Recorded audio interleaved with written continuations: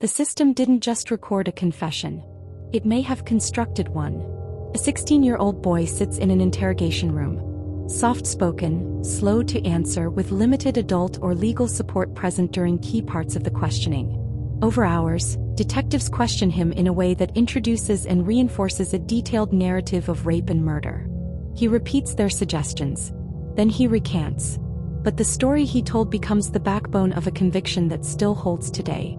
This is not just about whether Brendan Dassey participated in the killing of Teresa Halbach. It's about how truth gets shaped when a vulnerable mind meets intense authority, and what happens when the justice system treats that shaped story as unshakable fact. Imagine being a teenager with limited intellectual abilities, placed in a high-stakes interview where adults in power seem to already know what happened.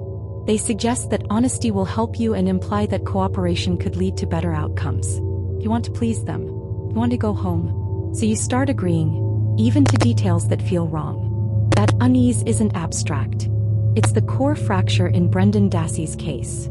A confession riddled with inconsistencies, fed by leading questions, that became a central piece of evidence against him. Investigators believed it solved the murder. But examining the process reveals how pressure, suggestion, and procedural gaps can create a narrative that feels complete, while leaving deeper questions unresolved. October 31, 2005. Teresa Halbach, a 25-year-old photographer, visits the Avery salvage yard in rural Wisconsin to photograph a vehicle. She is never seen alive again. Her vehicle is later found on the property. Bones and personal items are discovered in a burn pit. Stephen Avery, recently exonerated in a prior wrongful conviction, becomes the prime suspect.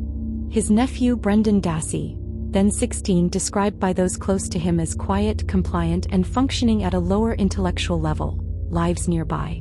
Brendan had helped with a bonfire that night. Initially, Brendan tells investigators little. He attended the bonfire with his uncle. Nothing more. But as pressure mounts on the family, investigators return with focused questions. What started as routine interviews escalates into something far more intense. On February 27, 2006, and especially March 1, investigators Mark Wiegert and Tom Fassbender question Brendan for hours.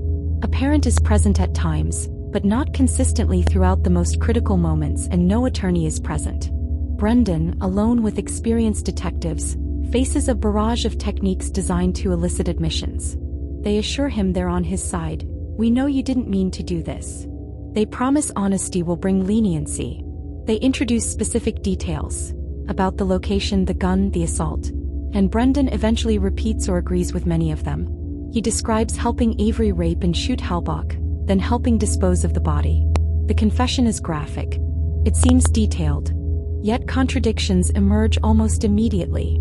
Brendan struggles to keep the story straight. Details shift. Some details he provides appear inconsistent with known physical evidence.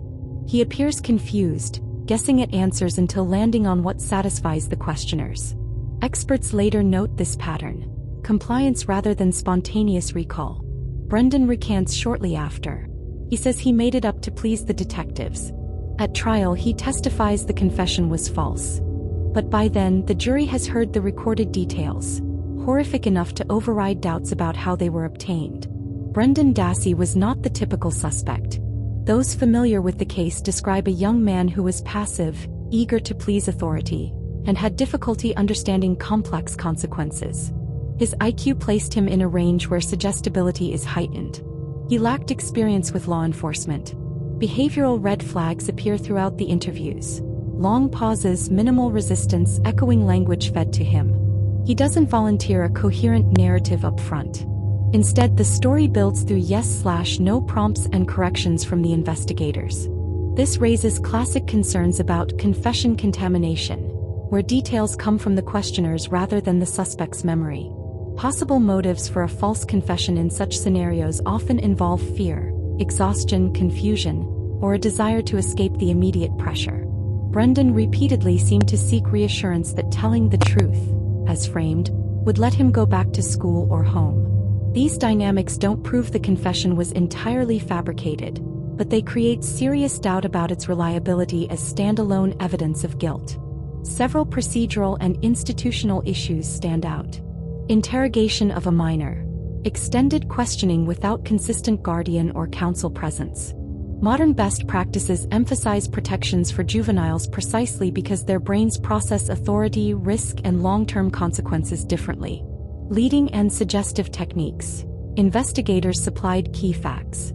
This risks turning an interview into a feedback loop where the suspect learns the correct story. Reliance on the confession. Physical evidence linked primarily to Stephen Avery.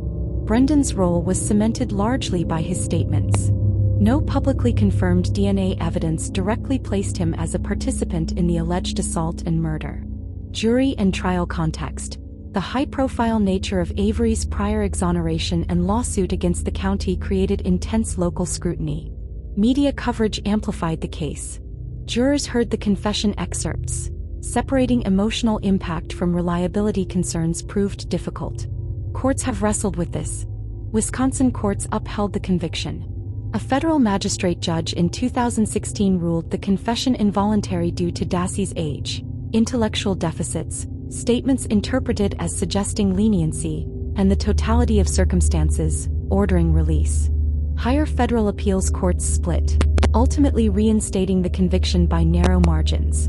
The U.S. Supreme Court declined to intervene.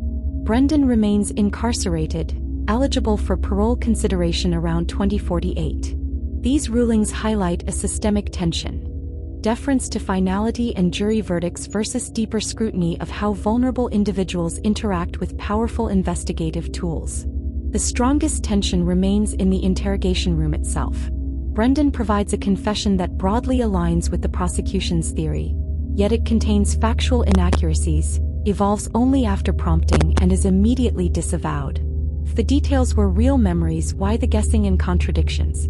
If they were invented under pressure, why did the system treat them as bedrock truth? This isn't merely about one teenager's words.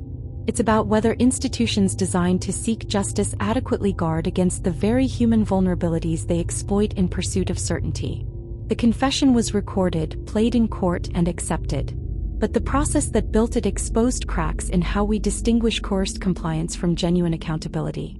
The Brendan Dassey case forces us to confront an uncomfortable question. When does a justice system's need for answers risk manufacturing the very confession it relies upon? Accountability matters. For victims, for communities, for truth itself. But so does ensuring that guilty reflects reality, not just the path of least resistance from a frightened, suggestible mind. What do you think happened?